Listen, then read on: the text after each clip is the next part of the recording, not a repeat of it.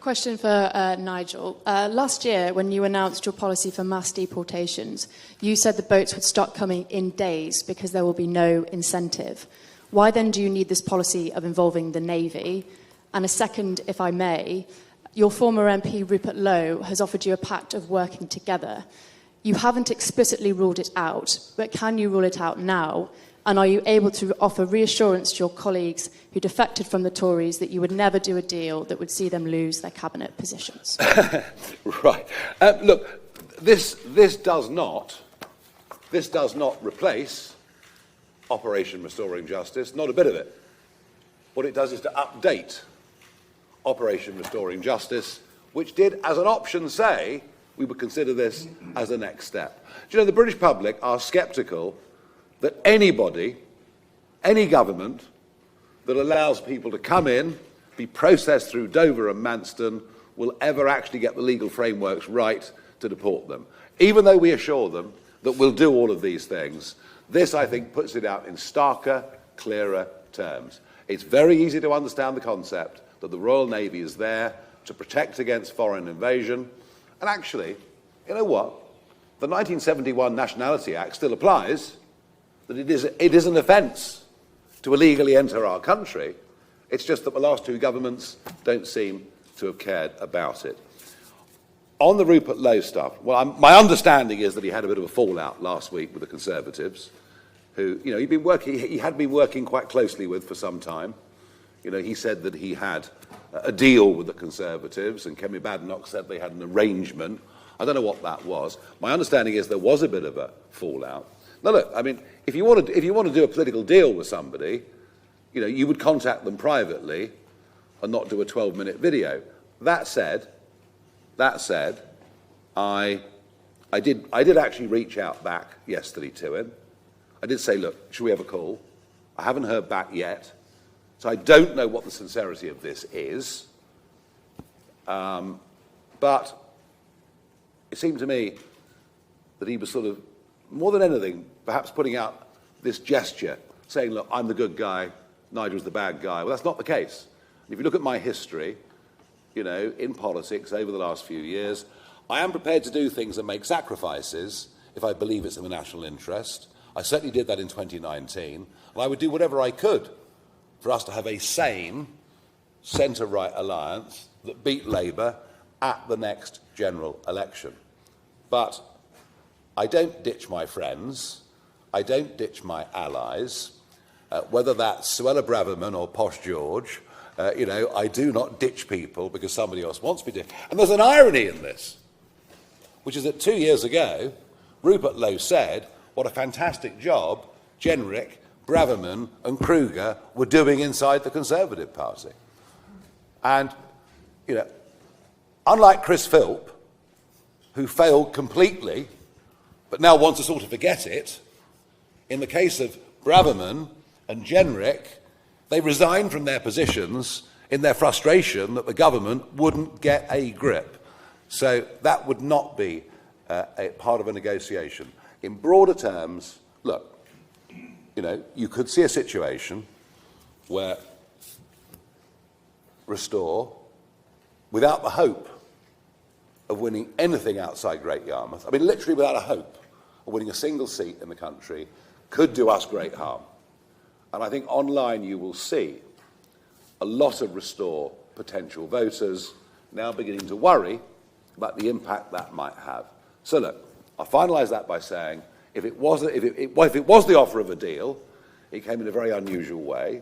I have responded to it potentially, you know, with an open mind, as I would, but I'm certainly not going to be ditching people that I view to be allies and a great asset. Thank you. Pick up on the question we just had about this offer from Mr. Lowe. You called for a broad coalition last night, and clearly you are very open-minded, surprisingly so about Mr. Lowe. Do you think that broad coalition needs to include the Conservatives? I'm open-minded about talks. I'm open-minded about talks with people who I think share a similar, albeit in some cases slightly different, objective. And I've always been open-minded. I mean, I'll talk to anybody who's got a similar goal to me. The difficulty with the Conservatives is, how can I believe a word Chris Philp says when they, you know, I mean, how can you tell people in 4 consecutive manifestos you'll reduce illegal migration and deport those that come illegally, and do the opposite? And if they've done it for 4 manifestos in a row, why on earth should I or the public believe them on a 5th? That's how I see that right at this moment in time. Okay. Raheem Kassam, National Pulse. Thank you both. I'm sure it wouldn't have escaped your attention this morning that the first question you got was unrelated to the subject of the press conference, and I kind of wondered your thoughts on how the mainstream media has been treating you and those around you recently. You know, last week we broke a story that the Prime Minister's new Chief of Staff co-authored a report denying the grooming gang scandal alongside a convicted paedophile. And yet it doesn't get coverage in the mainstream media, but they will go through, you know, every member of your family's addresses and all of that stuff. So what is your thoughts on that? And then secondly, in terms of Rupert Lowe, wouldn't it have been better, rather than him doing a 12-minute video, very well produced, interesting music bed and all of that, to just start by saying to the people that he abused in Reform the words, "I'm sorry"? Well, look, as far as that's concerned, I mean, Restore have spent most of their time attacking Reform and attacking Reform individuals endlessly, relentlessly. They haven't until now criticised the Conservatives at all. There was some kind of deal between the two. Don't ask me what it was. I just know that it erupted and blew up last week. So you might see a change of tack on that. Look, you know, I mean, there is this myth that I fell out with Rupert Lowe. It's not true. Everyone fell out with Rupert Lowe. I mean, and it was the screaming, the shouting, the threatening, the legal writs. Everyone fell out with him, all right? But look, you know, if you have to speak to people or make arrangements with people that you've previously fallen out with, if there is a greater good to be had from that, then I'm not closing my mind to it. Sorry would be nice, but I would have thought unlikely to be forthcoming. Look, I just feel that there's been a one-sided pile-on against Reform. I don't think people's family members would be... I don't think Kemi Badenoch's family members or Andy Burnham's family members would be subject to the harassment and increased security risk that mine have been. I've only spoken about a very little part of this. I don't believe it would happen. And, you know, if every time the name George Cottrell is mentioned, you write career criminal next to it, well, please make sure, folks, in the interest of fairness, you do the same with Louise Hay, and you make sure every time that Johnny Reynolds is mentioned, you do put next to it the fact that he had a false CV and that Angela Rayner didn't pay her tax.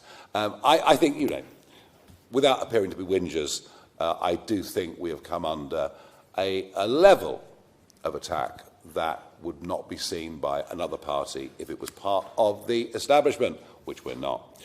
Let's go on to Peter Schnettwanger's Daily Telegraph. Morning, Nigel.